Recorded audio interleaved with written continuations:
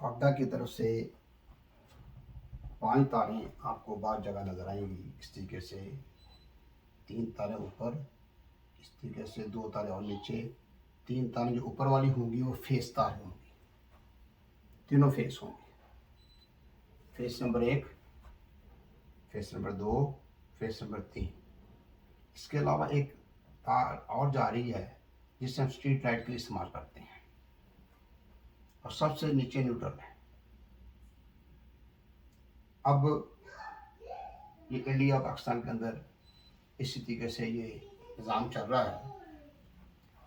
इसमें ऐसा होता है कि एक बाज़ार है, उसमें फ़र्ज़ करें 8 गलियाँ हैं, तो 8 गलियों के लिए 8 बल्ब जो है वो स्ट्रीट लाइट के लगा दिए जाते हैं ताकि रोशनी वहाँ पर मिले। तो उसके लिए क्या किया जाता है कि तीनों फेस में से कोई एक फेस लिया जाता है जिसको एक ब्रेकर पर भेज देते हैं।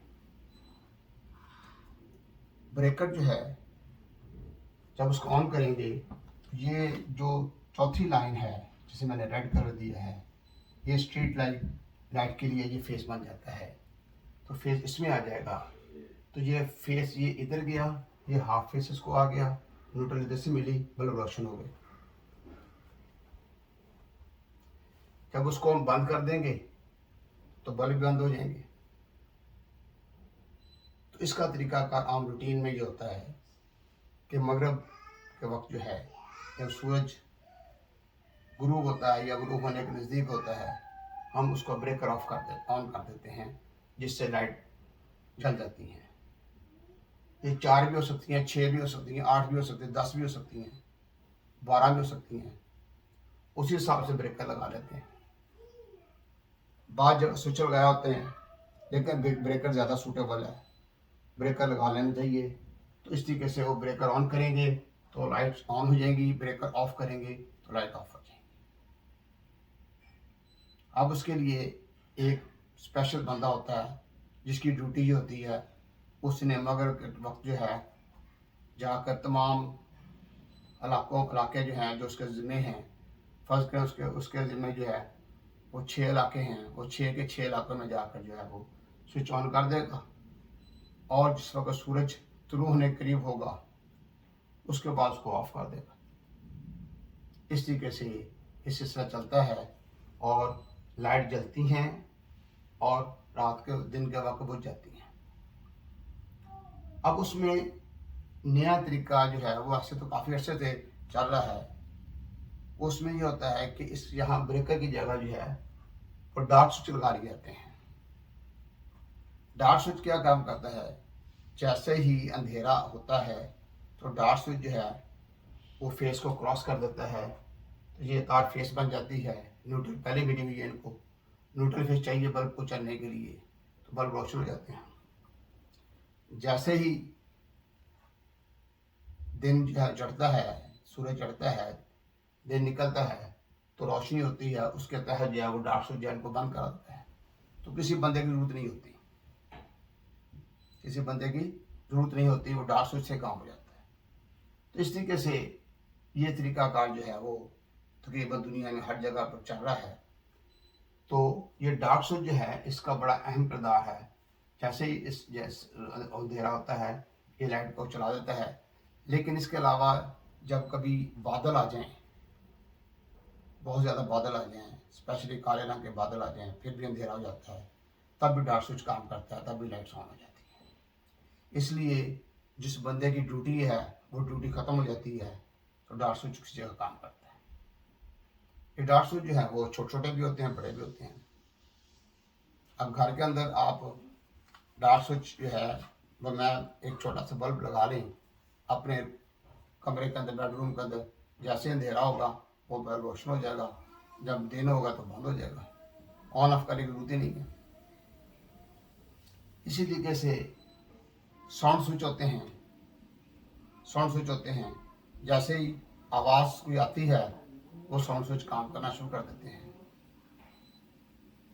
छोटी छोटी गुड़ियाँ होती हैं, वो गुड़ियाँ जो हैं उनके साथ साउंड स्विच लगा होता है, सारी टेप लगाई होती है।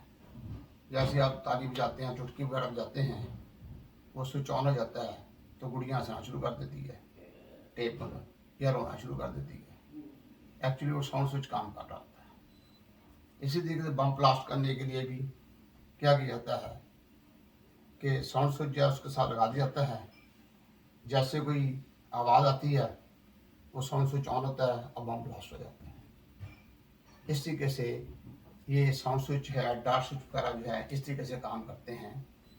तो अब सिर्फ कहने का मकसद ये हमारा डायरेक्टली इस चीज़ के साथ अलग तो नहीं है, लेकिन समझाने के लिए कि इलेक्ट्रिक जो है उसका देखा। अब कई बंदे सवाल करते हैं जो न्यूट्रल तार तो हुई ये, और ये तार क्यों है, 5 तारें क्यों हैं? तो 5वीं तार जो स्ट्रीट लाइट के लिए, face number 1, face number 2, face number 3 और हाफ फेस और न्यूट्रल, इस तरीके से ये सिस्टम चलता है। तो अब जो है अगली बात जो मैं आपको समझाने जा रहा हूँ वो ये है कि एक सिंगल फेस मीटर जो है उसके कनेक्शन के साथ कैसे होंगे, अगर 3 फेस है उसके किस किस तरीके से होंगे, उसको अब इसको मैंने वाइट बोर्ड पर 2 मीटर ज़ाहिर किए हैं। ये दोनों एनर्जी मीटर हैं, एक बड़ा है एक छोटा है। छोटा जो है वो सिंगल फेस एनर्जी मीटर है और बड़ा जो 3 फेस एनर्जी मीटर है। आम घरों में, आम दुकानों में, छोटी जगह पर सिंगल फेस मीटर जो है इस्तेमाल किया जाता है, जबकि फैक्ट्रियों में, कारखानों में या बड़े घर जो हैं जहाँ पर ज़्यादा एसी लगाने हों वहाँ पर 3 फेस मीटर का इस्तेमाल किया जाता है। अब उसकी तारों की तरतीब क्या है ये आपके सामने मैंने दिखाई है कि जो सिंगल फेस एनर्जी मीटर होगा उस पर जो पहला पॉइंट है लेफ्ट साइड वाला, वहाँ पर फेस तार देंगे वापडा वाले या जो कंपनी भी है जो इलेक्ट्रिक प्रेशर सप्लाई करती है। तो दूसरा जो है तार जो है वो न्यूट्रल होगी, 2 तारें होंगी, ठीक है, 2 तारें होंगी। वो 2 तारें जो हैं उनमें एक फेस आएगा, एक न्यूट्रल आएगी। उसके बाद 2 तारें वो बाहर निकाल देंगे, उनकी ड्यूटी खत्म हो जाती है। पहले कुछ मीटरों में फर्क भी था, लेकिन अब जितने मीटर आ रहे हैं लेफ्ट साइड के ऊपर मेन है और राइट साइड पे लोड है। इधर मेन लिखा होगा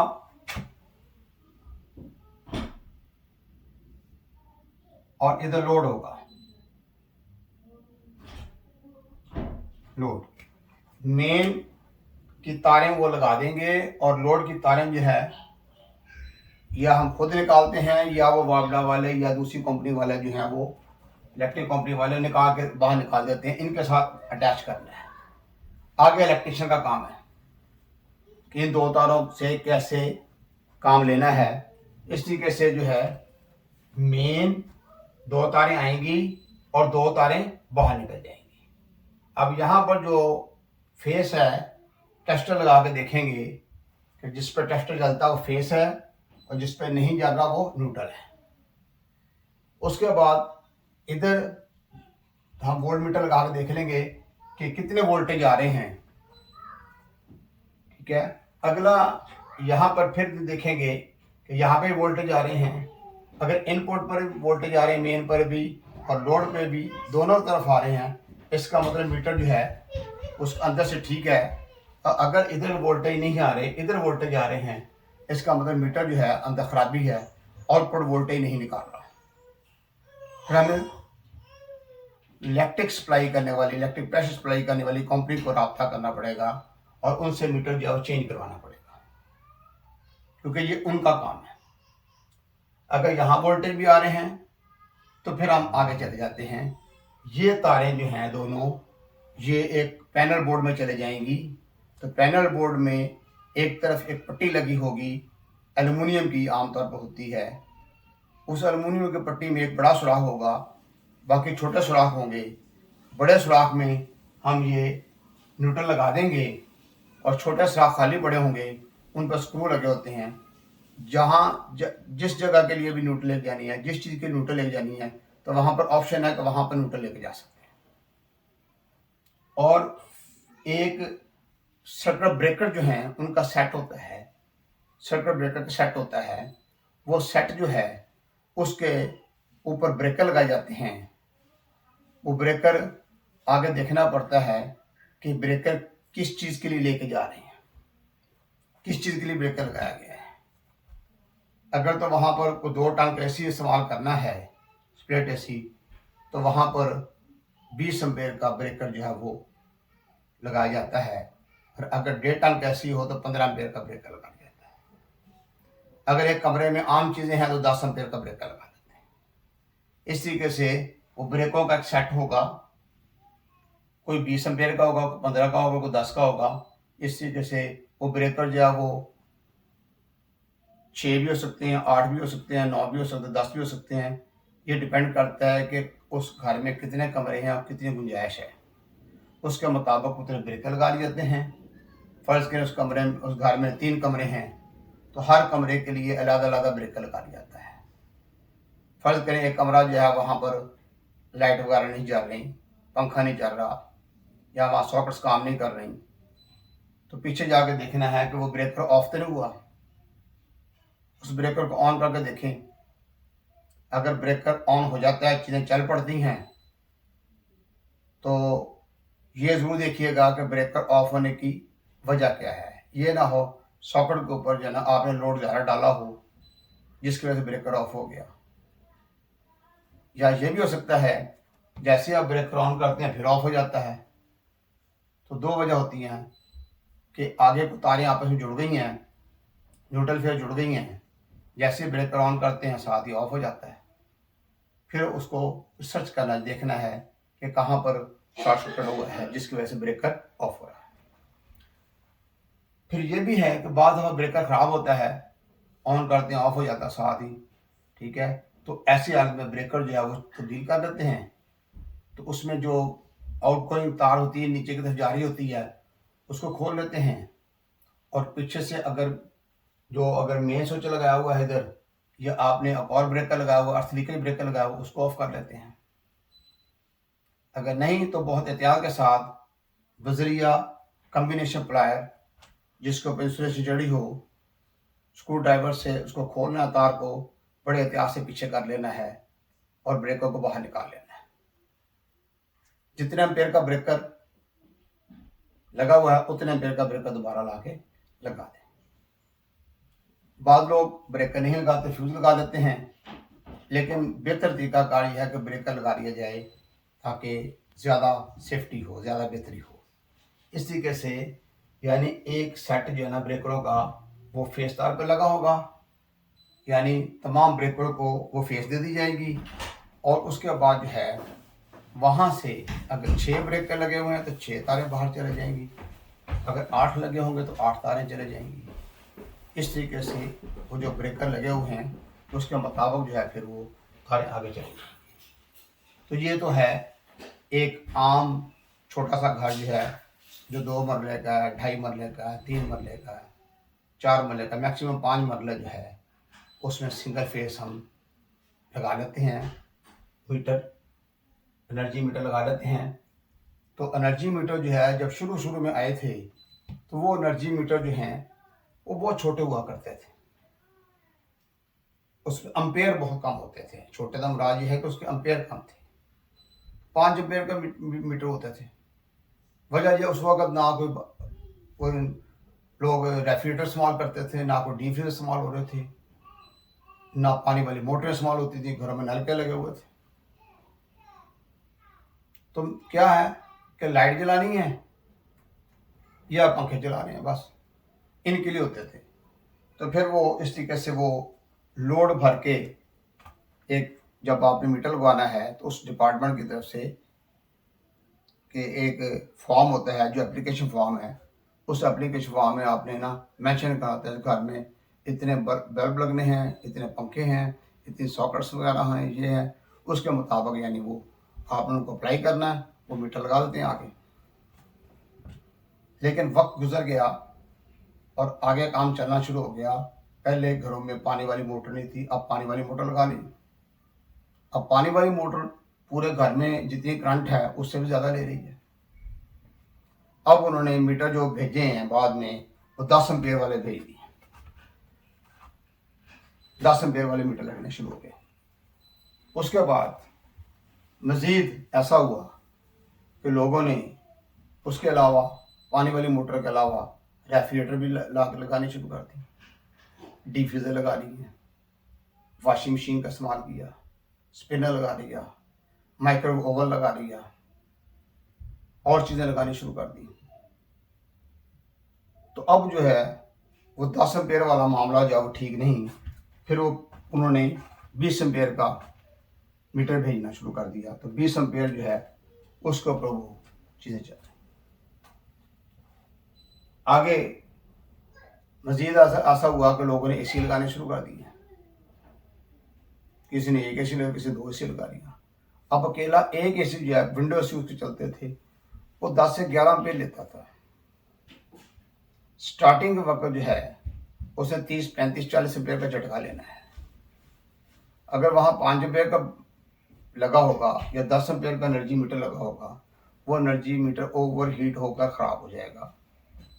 और कसूर वाडा वालों का नहीं होगा, ये कंज्यूमर का कसूर है कि जब आपके पास मीटर इतना बड़ा नहीं है, इतने ज़्यादा एम्पेयर बर्दाश्त करने वाला नहीं है, तो आपने एसी क्यों लगाया उसको। फिर उसके बाद अब उन्हें पता लग गया महकमे वालों को पता लग गया कि ये मीटर जो हैं, महकमे वालों को पता लग गया कि ये मीटर जो है ये भी छोटे हो गए हैं। अब बाद लोगों ने 2-2, 3-3 एसी लगाने शुरू करे, 4-4 एसी लगाने शुरू करे, सिंगल फेज मीटर। फिर उन्होंने 40 एम्पेयर का मीटर भेजना शुरू कर दिया। अब जितने भी मीटर आ रहे हैं वो सारे 40 एम्पेयर वाले हैं। तो सारे 40 एम्पेयर वाले मीटर जो हैं, अब 40 एम्पेयर वाले मीटर पे भी असूली तौर पर 2 एसी से ज़्यादा एसी नहीं चलाने चाहिए। अब एसीओं का भी सिलसिला ऐसा हो गया कि विंडो की जगह स्प्लिट एसी आने शुरू हो गए। अब स्प्लिट एसी आम जो 1.5 टन का वो 9 एम्पेयर ले रहा है, 2 होंगे तो 18 एम्पेयर हो जाएंगे। गर्मी बढ़ जाएगी तो 20 एम्पेयर तक पहुंच जाएंगे। लेकिन अब घर वाले को समझदार हैं, अक्लमंद हैं, थोड़ा सा समझते हैं बात, तो उन्हें चाहिए कि अगर तो विंडो एसी है तो उसका थर्मोस्टेट ज़्यादा ना बढ़ाएं। 2 एसी लगे हुए हैं, उसमें एक एसी ऑटो करेगा तो एम्पेयर काफ़ी कम हो जाएंगे, 1 एम्पेयर पे आ जाएगा, 11 की जगह 1 एम्पेयर पे आ जाएगा। दूसरा एसी चल रहा है वो 11 या 10.5 एम्पेयर ले रहा है, फिर वो ऑटो कट जाएगा, ये चल पड़ा। इसी करते वो बारी बारी का चलते रहेंगे तो मीटर जो है टॉलरेट करता रहेगा, बिजली का बिल भी मुनासिब होगा। इस तरीके से ये सारी चीज़ मैनेज करनी होती है। स्प्लिट एसी के बारे में यही है कि हम घर वालों को अक्सर बता कहते हैं भाई ऐसा है कि कोशिश करें कि एक वक्त में एक एसी चलाएं। तो घर में रेफ्रिजरेटर भी चल रही है, डिफ्यूज़र भी चल रहे हैं, आप वॉशिंग मशीन भी चला रहे हैं, पानी वाली मोटर भी चला रहे हैं। आप गौर करें कि ये मामला जो है कहाँ तक पहुँचेगा। दूसरा प्रॉब्लम जो होता है कि एप्लायंसेस ख़राब होने का खतरा होता है। जो एसी जो है वो भी ख़राब हो जाएंगे कि जब जैसे जैसे उनका इस्तेमाल बढ़ाएंगे तो वोल्टेज ड्रॉप होंगे। हो सकता है उस घर में पहले ही वोल्टेज ड्रॉप वोल्टेज हो या वोल्टेज कम मिल रहे हों, 200 वोल्ट या 205 वोल्ट आ रहे हों, 210 वोल्ट आ रहे हों। आप सब चीज़ों को चलाने की कोशिश करेंगे तो वो चीज़ें ख़राब होंगी। हमारे काम की चीज़ें जो हमसे रेलिवेंट हैं, like refrigerator, diffuser, electric water cooler, window AC, split type AC, इन चीज़ों का नुकसान होगा। तो इस तरीके से जो सिंगल फेज मीटर है उस पर सिंगल फेज चीज़ें ही चलेंगी, जैसे वॉशिंग मशीन है, स्पिनर है, ठीक है ना, वो चीज़ें जो हैं वो चलेंगी। तो इस तरीके से सिंगल फेज पर सिंगल फेज ही लेकर आनी है, 3 फेज कोई चीज़ नहीं चलेगी। अगर 3 फेज चलाना चाहेंगे तो आपको 3 फेज मीटर जो है वो लगवाना पड़ेगा, तब वो चीज़ें चलेंगी। अब इस पर आपने कभी गौर करना है।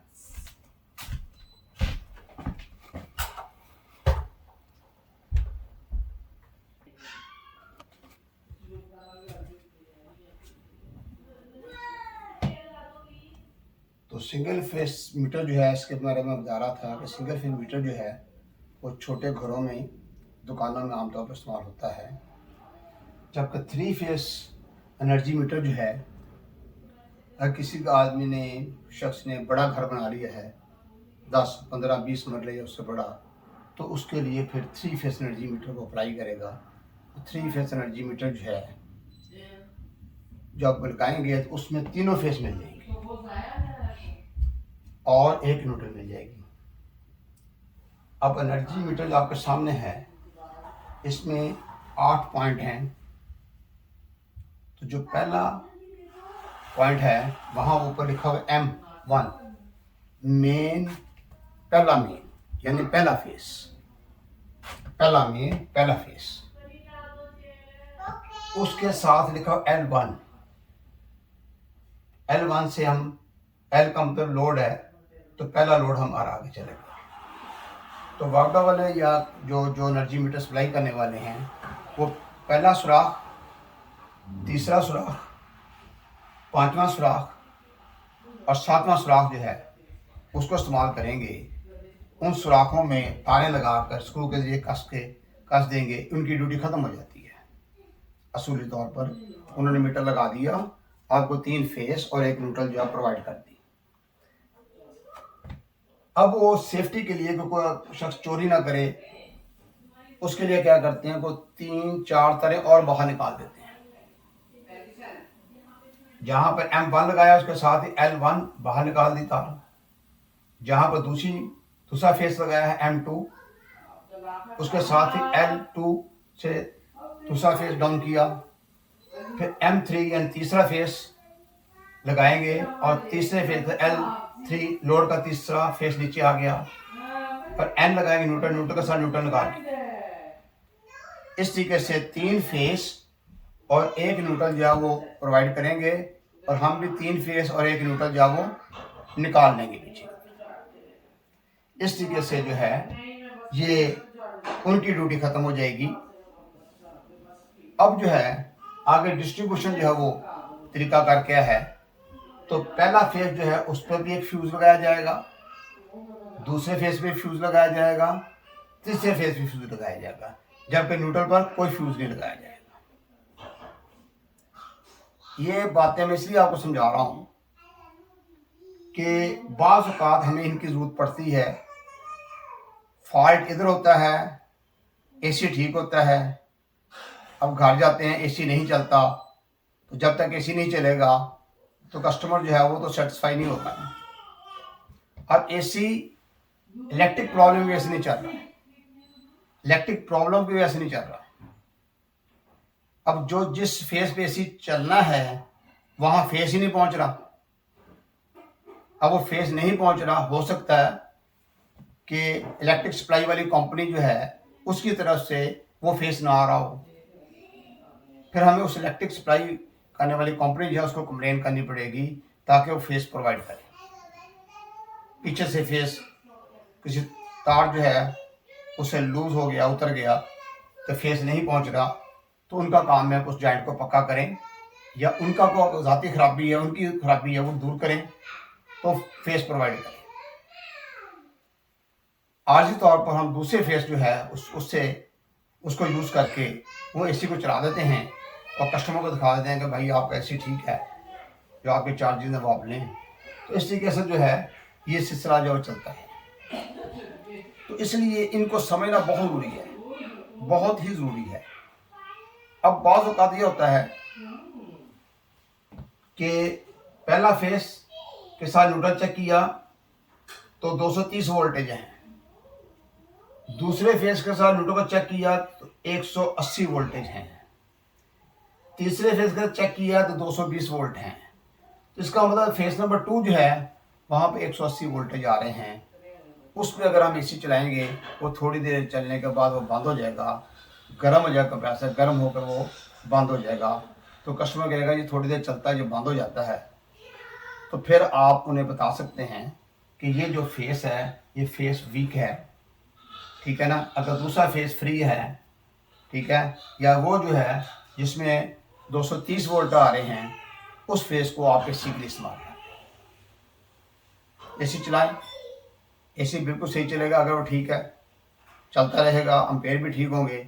इस तरीके से इन फेसों को जब अगर पता ही नहीं है कि इसके बारे में हम इलाज कैसे करेंगे, इसलिए पहले फेस के साथ न्यूट्रल को न्यूट्रल के साथ पहले फेज को चेक करेंगे, न्यूट्रल के साथ दूसरे फेज को चेक करेंगे, न्यूट्रल के साथ तीसरे फेज को चेक करेंगे। इसके अलावा ये है कि 3 फेज मीटर वो लोग भी लगाते हैं जिन्हें पता हमने घर में 4 टन की अलमारी लगवानी है, या अगर उनका कोई कारोबारी सिलसिला है, वहाँ पर वो करना चाहते हैं, कोई रेस्टोरेंट है वहाँ पर वो चाहते हैं कि वो उनका जो हाल है वहाँ पर अलमारी लगानी है, 1 अलमारी लगानी है, 2 अलमारी लगानी है, तो वहाँ पर 3 फेस का होना बहुत जरूरी है। और तीनों फेस मजबूत होंगे तो काम सही चलेगा। अगर उनमें से एक फेस भी कमज़ोर है, थोड़ा सा कमज़ोर है, तो कोई काम चल जाएगा। ज़्यादा कमज़ोर है यानी ज़्यादा वोल्टेज कम है तो फिर वो एसी के कंप्रेसर जो है डिस्टर्ब होगा। इसलिए 3 फेस लगवाते वो हैं जिनको उसकी जरूरत होगी। ये भी हो सकता है बाल होगा 3 फेस लगाया हुआ है और तीनों फेस को नहीं इस्तेमाल किया, वो एक फेस को बारी बारी इस्तेमाल कर रहे हैं। अब जो इलेक्ट्रिशियन है उसका बहुत अहम किरदार है। अगर वो इलेक्ट्रिक की बात को समझता है तरीके से, अब उसको देखना चाहिए कि उस घर में कितने एसी लगे हुए हैं। अगर उस घर में 4 एसी लगे हुए हैं तो वो क्या करे कि एक फेस पर 2 एसी डाल दे, दूसरे फेस पे 2 एसी डाल दे, और तीसरा फेस जो बाकी घर के लिए यानी पानी वाली मोटर के लिए, वॉशिंग मशीन स्पिनर के लिए, इस्त्री के लिए, या घर की बाकी चीज़ें जो हमको चलाने के लिए तीसरा फेस इस्तेमाल। अगर वो एक ही फेस को 4 एसी डाल देगा गलती से तो काम खराब होगा। एक एसी चल गया, दूसरा चल गया, तीसरा गड़बड़ होना, फिर चौथा, ये सब एसी गड़बड़ शुरू हो जाएंगे। इसलिए जो इसकी तकसीम है, इसकी तकसीम बहुत अहम है।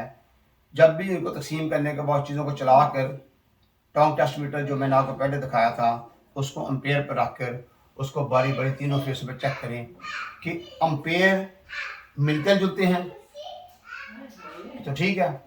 ये ना हो कि एक फेस के ऊपर जो है वो 35 एम्पेयर गुजरे हों, दूसरे फेस के ऊपर जो है वो 7 एम्पेयर गुजरे हों, तीसरे के ऊपर 20 एम्पेयर गुजरे हों।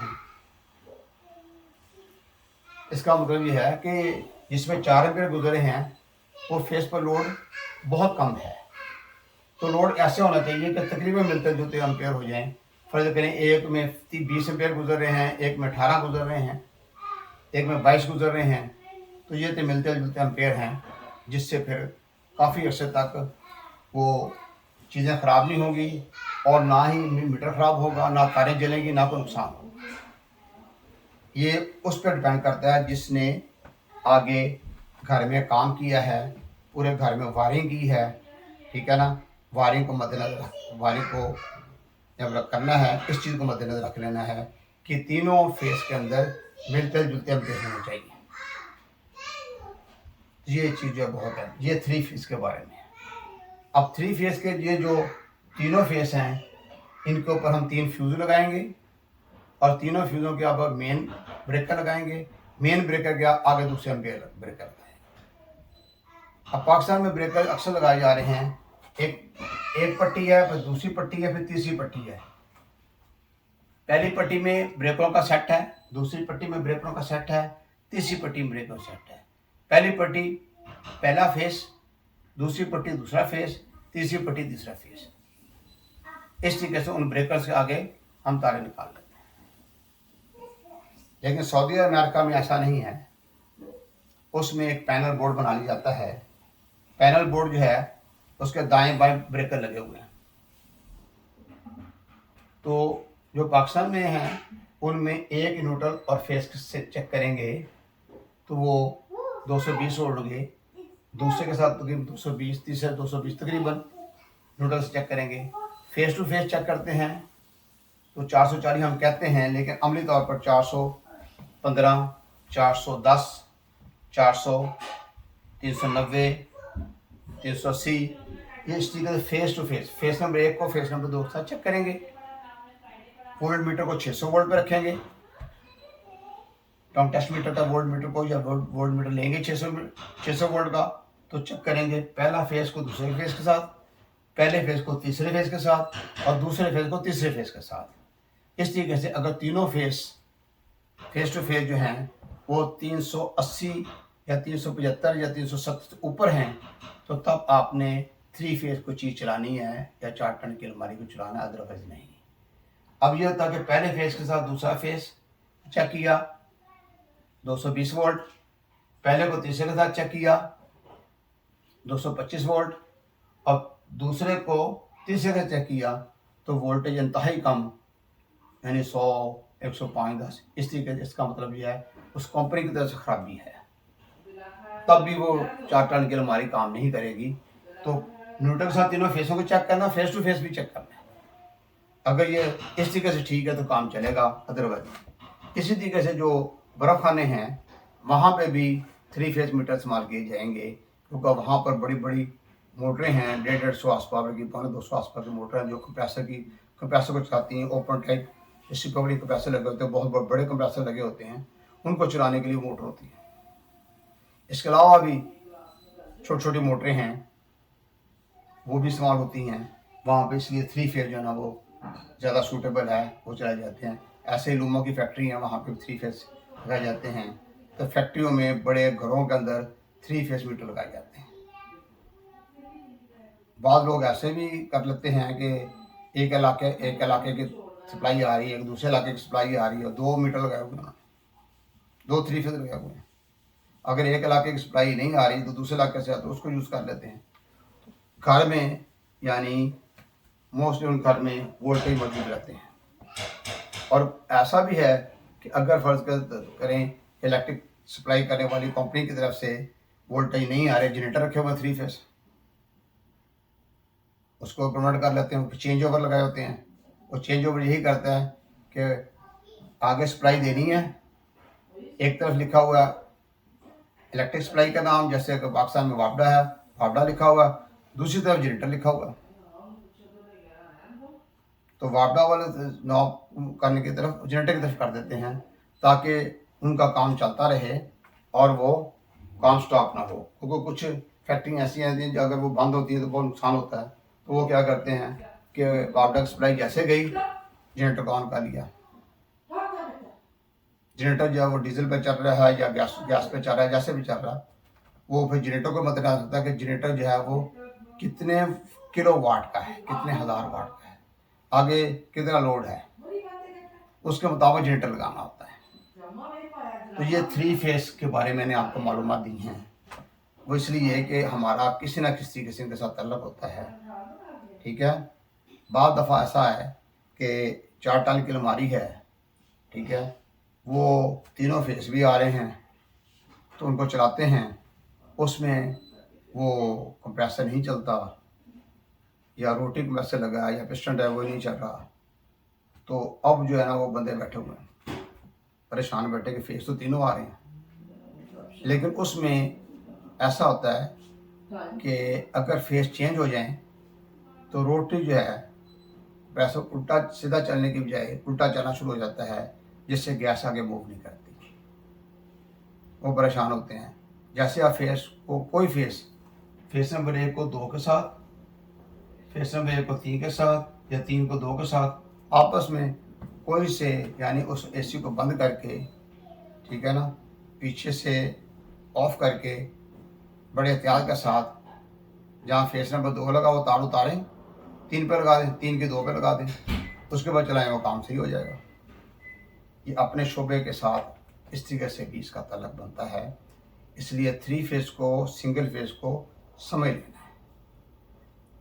3 फेस से सिंगल फेस निकाल सकते हैं, कोई सा एक फेस लेके न्यूट्रल ले जाएं, लेकिन सिंगल फेस से 3 फेस नहीं निकल सकता। को वो है ही एक फेस है, तो 3 फेस कैसे निकलेगा? इस चीज़ को ध्यान में रख लें। तो सिंगल फेस एनर्जी मीटर और 3 फेस एनर्जी मीटर, ये शिकार आपके सामने हैं, इनको ध्यान में रखिएगा, ठीक है। तो इस तरीके से सिंगल फेस में कितनी तारें हैं? 2 तारें आएंगी, 2 तारें बाहर निकलेंगी। 3 फेस में 4 तारें आएंगी, 4 तारें बाहर निकलेंगी। उन्हें आगे फिर इलेक्ट्रिशियन का काम है किस तरीके से घर में, ठीक है, या फैक्ट्री में किस तरीके से तारें लगानी है, किस तरीके से चलाना है। तो ये सिलसिला है। अब हम आगे चलते हैं।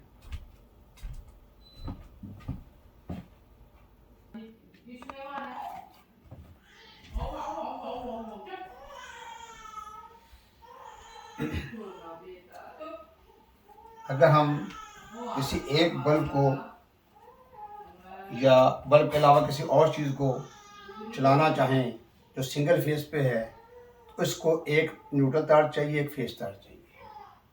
सपोज मैंने एक ऊपर बल्ब शो किया हुआ है, उसमें इस बल्ब को एक न्यूट्रल तार दी है, एक फेस तार दी है।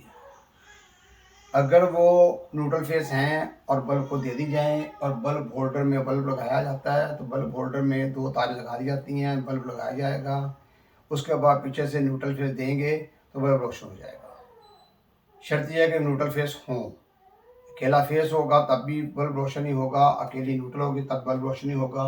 बल्ब के अलावा अगर ट्यूब है उसका भी यही सिलसिला होगा। अगर कोई पेडेस्टल फ़ैन है, कोई टेबल फ़ैन है, कोई वॉल फ़ैन है, कोई सीलिंग फ़ैन है, या इसके अलावा कोई वॉशिंग मशीन है, कोई स्पिनर है, कोई चीज़ भी है, उसको अगर हमने चलाना है सिंगल फेस के ऊपर, तो उसको न्यूट्रल फेस दोनों चाहिए होंगे। तो इस तरीके से यहाँ पर सिर्फ सिंपल मैंने ये दिखाया है, कोई स्विच वगैरह लगाया हुआ। यहाँ पर मैंने एक स्विच लगाया हुआ है बल्ब के साथ। बल्ब होल्डर जो है उसमें डायरेक्ट न्यूट्रल तार दी हुई है और एक स्विच के ज़रिए फेस तार को पहुँचाते हैं। स्विच जो है वो बल्ब के रास्ते में लगा होगा। स्विच असूली तौर पर फेस तार पर लगाना चाहिए। अगर गलती से न्यूट्रल भी लग जाए तो तब भी बल्ब उसके ज़रिए कंट्रोल हो जाएगा। तो फेस तार जो है वो स्विच के दी जाती है। फेस से जो तार बल्ब होल्डर को जाएगी उसे हाफ फेस कहेंगे। जैसे स्विच ऑन करेंगे तो बल्ब रोशन हो जाएगा, क्योंकि न्यूट्रल पहले मिली हुई है, फेस इधर से मिल जाएगा और बल्ब रोशन हो जाएगा। अगर हम दो चीज़ें चलाना चाहें दो अलग अलग स्विचों के ज़रिए, तो अब देखें यहाँ पर पहला बल्ब होल्डर जो है उसमें न्यूट्रल दी, उसी न्यूट्रल उठाकर दूसरे बल्ब होल्डर को दे दी। ये न्यूट्रल वही है, बेशक यहाँ से दे के इधर लगा दें, या इधर से लेके इधर लगा दें, या दरमियान में जोड़ लगा के दोनों को लगा दें, यानी दोनों बल्ब होल्डरों को न्यूट्रल पहुँचनी चाहिए। उसके बाद फेस तार है। फेस तार जो है वो स्विच में जाती है। अब पहला स्विच देखे उसको फेस तार गई और दूसरे स्विच को फेस तार पहुँच गई। देखिए वायरिंग का असूल ये है कि फेस सबसे आखिर में लगाते हैं, तो पहले एक न्यूट्रल लगाई, दूसरे को न्यूट्रल लगा दी, ये हाफ फेस इधर लगा दी, ये हाफ फेस लगा दी। एंड में आकर दो स्विच हैं उनको फेस लगाकर ऑन करके देखते हैं। ऑन करेंगे तो ये जो है आगे हाफ फेस जो है वो चलेगा, ये हाफ फेस होगा।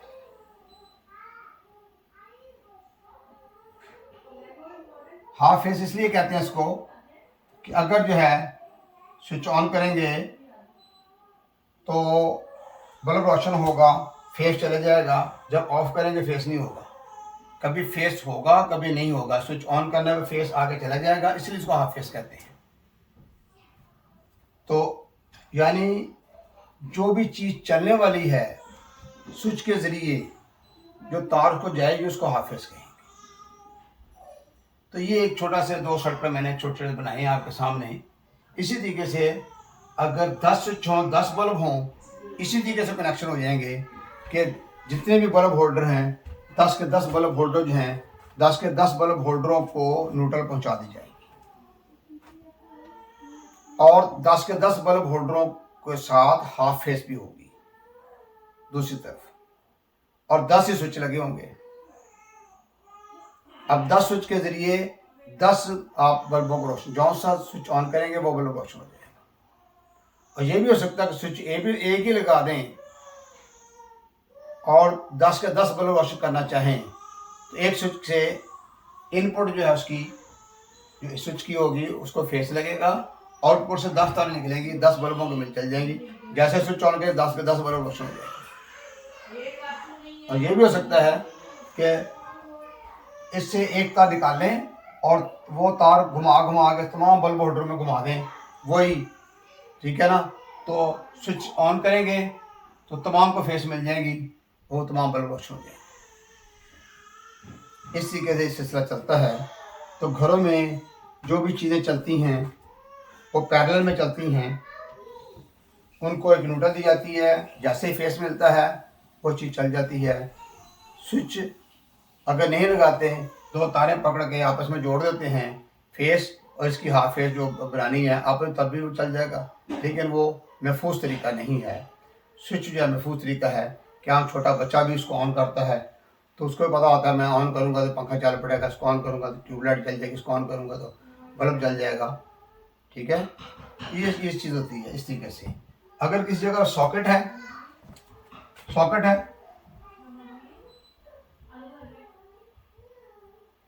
सॉकेट के साथ भी अगर हम एक स्विच लगाते हैं इधर,